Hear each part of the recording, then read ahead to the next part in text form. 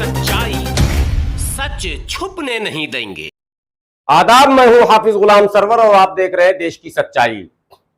अक्सर किसी पावन अवसर पर हवन यज्ञ आपने देखा होगा, लेकिन अब तो सरकारों के खिलाफ धरना पर बैठे छात्र भी हवन और यज्ञ कर रहे हैं।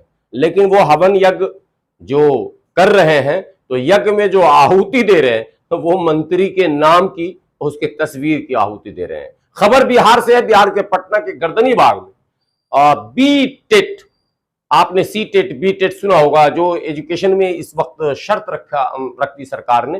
पहले भी था टीचर ट्रेनिंग लोग करते थे, फिर जाकर टीचर्स बनते थे और बगैर ट्रेनिंग के जो है उनकी बहाली नहीं होती थी। लेकिन अब फिर प्रक्रिया एक अलग हुई और अब जो ये सी टेट बी टेट आया, इसमें भी बड़े दाव पेच हो गए हैं और छात्र उलझे हुए हैं।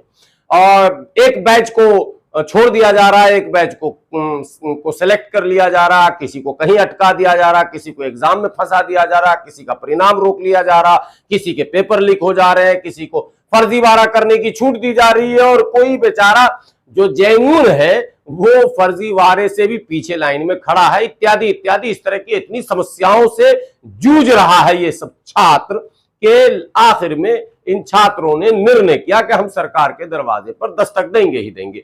फिर क्या था, धरने पर बैठ गए। धरने पर बैठने वाले छात्रों ने क्या कहा वो तो मैंने आपको सुनाया ही, फिर आप अगर चाहेंगे तो फिर भी सुना दूंगा। लेकिन आप इस दृश्य को तो देखें, हवन हो रहा और हवन में शिक्षा मंत्री के खिलाफ नारे भी लग रहे हैं, शिक्षा मंत्री के सद्बुद्धि की भी बात की जा रही है और गायत्री मंत्र भी पढ़ा जा रहा है, यानी गायत्री मंत्र का उच्चारण हो रहा। जरा सुनिए गायत्री मंत्र का उच्चारण कैसे हो रहा।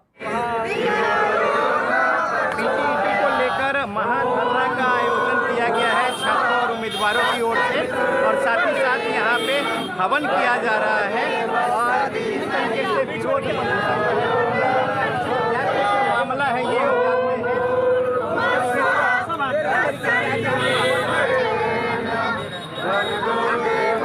और ये देखिए कि साहब गायत्री मंत्र का उच्चारण भी कर रहे हैं, हवन भी कर रहे हैं, शिक्षा मंत्री के खिलाफ आक्रोश भी प्रकट कर रहे हैं और अपनी मांग भी वहीं रख रहे हैं। लेकिन इतने टेम्परेचर में ये छात्र, जबकि पहले से ही धूप की गर्मी हो, फिर आग जलाकर हवन कर क्या संदेश देना चाहते हैं। एक दूसरी बात ये कि क्या ये जो धरने प्रदर्शन होते हैं, सरकार इस पर कुछ गंभीर होती है क्या इसका संज्ञान लिया जाता है क्या? मुझे लगता है, मैंने पूरे पटना के गर्दनीबाग का जो जायजा लिया और धरने का जो सीरीज देखा और मैं दिल्ली में भी जो जंतर मंतर पर देखता रहता हूं, मुझे लगता है सरकार इसके प्रति संजीदा नहीं, इसका संज्ञान नहीं लिया जाता। प्रदर्शन धरना आप कर रहे हैं, करते रहिए। हाँ, उग्र प्रदर्शन करेंगे तो संज्ञान पुलिस लेगी और पुलिस लेगी का मतलब है कि आपको अस्पताल जाना ही पड़ेगा, वो भी शायद एम्बुलेंस से। पैदल जाने लायक तो पुलिस छोड़ती नहीं है। वो दृश्य भी बिहार में आपने कई बार देखा है। पुलिस का डंडा जब उठ गया ना तो फिर साहब आपको पैदल जाने लायक नहीं छोड़ा जाएगा। तो साहब आप डिमांड सरकार से कर रहे हैं, सरकार से आप अपनी व्यथा सुना रहे हैं, आप सरकार को ये कह रहे हैं कि ये परेशानियां, ये कठिनाइयां हैं, आप जरा सा इसको सुनिए। लेकिन सरकार बदले में पहले तो अनसुना करती है और जब सुनती है तो ऐसा सुनती है कि आपको सुनने लायक, बोलने लायक नहीं छोड़ती है। लोकतंत्र की ये भी एक विडंबना है और इस पर भी चर्चा होनी चाहिए। और मेरी कोशिश है कि जो ज्ञानी मानी लोग मिलेंगे, मैं इस विषय पर उनसे चर्चा करूंगा और उनकी राय आप तक पहुंचाऊंगा। पहले गर्दनीबाग का ये दृश्य देखिए, बीटेट के छात्र कैसे अपनी व्यथा सुना रहे हैं। बने रहें देश की सच्चाई के साथ।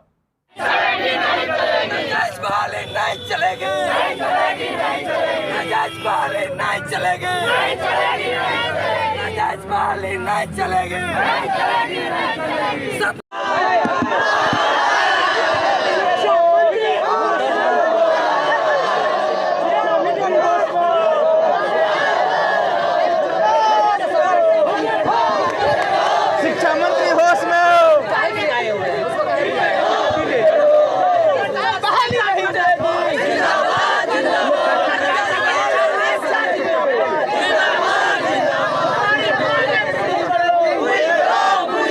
हमारी मांगे पूरी करो, हम अपना अधिकार लेके रहेंगे, हम अपना अधिकार लेके रहेंगे, हम अपना अधिकार लेके रहेंगे। मुर्दाबाद, चौधरी मुर्दाबाद, शिक्षा विभाग मुर्दाबाद, डबल इंजन की सरकार मुर्दाबाद, डबल इंजन की सरकार मुर्दाबाद, शिक्षा विभाग हाय हाय, शिक्षा विभाग